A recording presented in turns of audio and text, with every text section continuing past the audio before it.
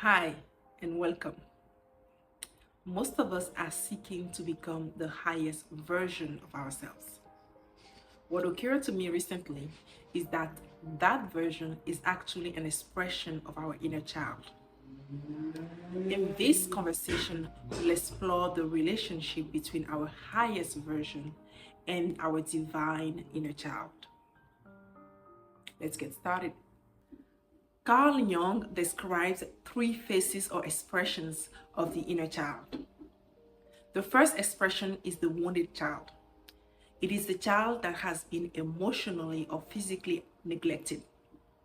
She fears intimacy. She has difficulty trusting. She feels rejected. The wounded child lives in the past. The second expression is the eternal child. She lives in escape and pleasure. It is the part of us that refuses to grow up, to take responsibility, to commit to anything. Because she lives in a place of escape, she has difficulty building long-term relationships. The third expression is the divine child. It is the part of us that believes in the mystery of life, in the wonder and the magic of life. She lives in a place of constant wonder, of innocent wonder. At any point, it is important to name the expression of the inner child that is in control. The highest version of us, the version that remembers who we are, the version that is connected to our divine essence, that version is not something to become or to aspire to. That version already exists within us. It is the divine child. And in most of us, the divine child is suffocated by the other two expressions of the inner child. So healing is not about becoming someone new. It is about reclaiming the part of us that has been silenced. In most adults, the wounded child is the one running the show. She lives in the shadows. She controls every relationship that you're in. When you learn at a young age that love must be earned, you work tirelessly to please others in hope of being loved.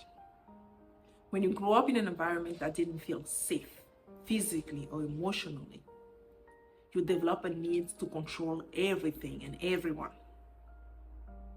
When you don't accept part of yourself, you look for others to accept you.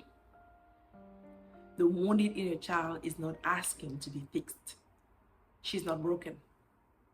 She's asking for you to see her. She's asking for you to validate her. She's asking for you to hold space for her to express her emotions. Sitting with your emotions and wounds will feel uncomfortable at first, especially when you don't know how. This is where therapy comes into play. Therapy helped me notice patterns, programming that was running without me knowing them.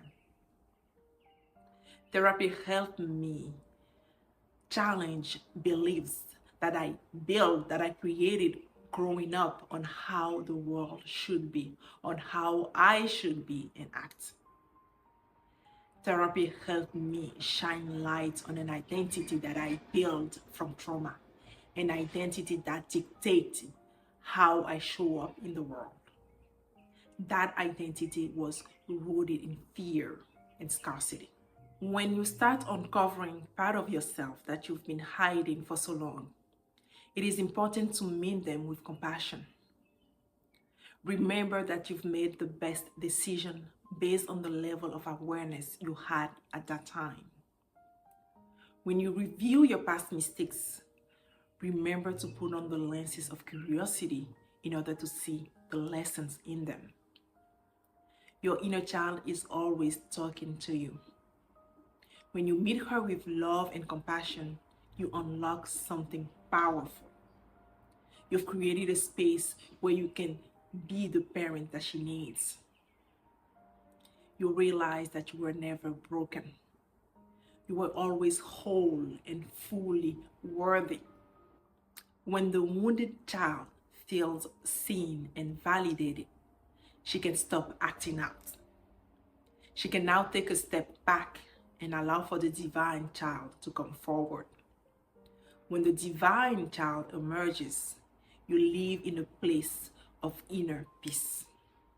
You know that you are safe no matter what happens. You start enjoying life and you see every challenge as an opportunity for growth. You stop chasing love and you start embodying it. You are connected to the part of you that is creative, that is pure, that is authentic. Healing is not about erasing the past. It is about understanding it so that it no longer controls you. You can then transform your present and rewrite your future. Thanks for watching.